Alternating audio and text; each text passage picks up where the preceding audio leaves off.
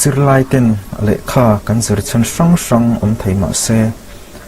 na tha tak neya sum tam tak neya hausak kan chak vek ani le kha zir sang lem lo le kha thim lo te po in mani phu tok na neya sum lak lu chu kan du thu sam ani sarkar nai min dai lo awangin zirlai tam tak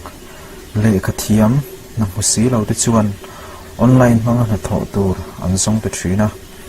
basic phak lo thil a thleng ta fo thin ani online job kan ti hian a huam zau hle a amasa in online job offer te atlang pui lo en hota ila pakhatna chuan at click online survey kan ti te part time blogging data entry essay article writing proofreading sending SMS sending emails kan ti tele adang dang te hi an job offer tem ni a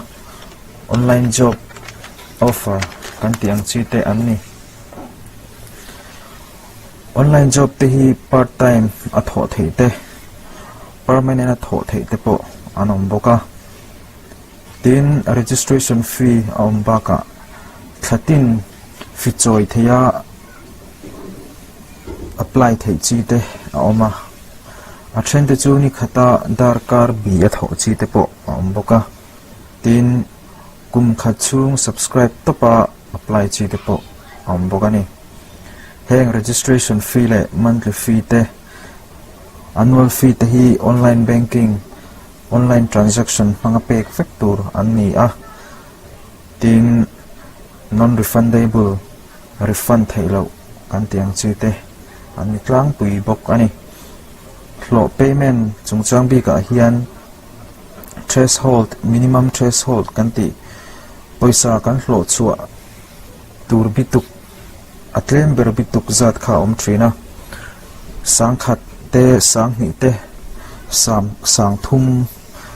atlin ma a lak chua thailo chi te draw chua thailo chi te om trina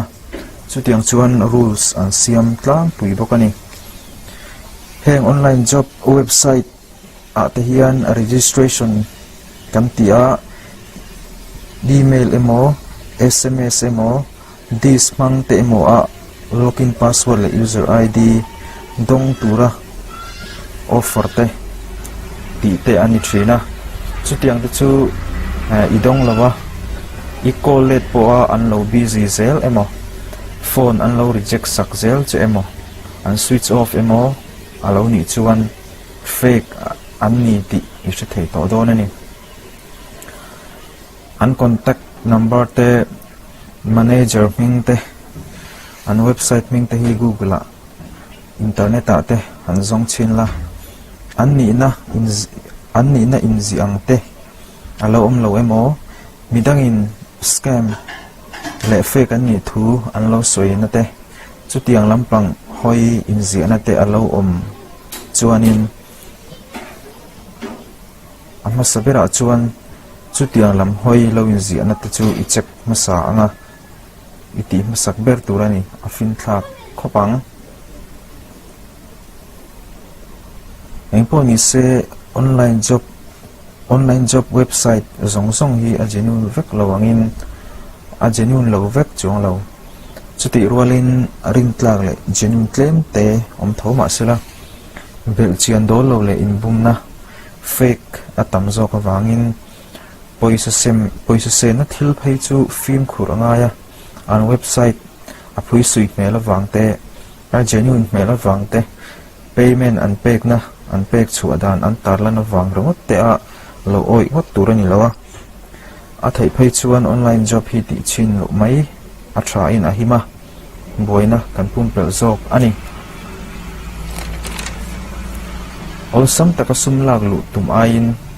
taimak na le thorim na nge ya fair takasum lag lo hi alo thaber zel ani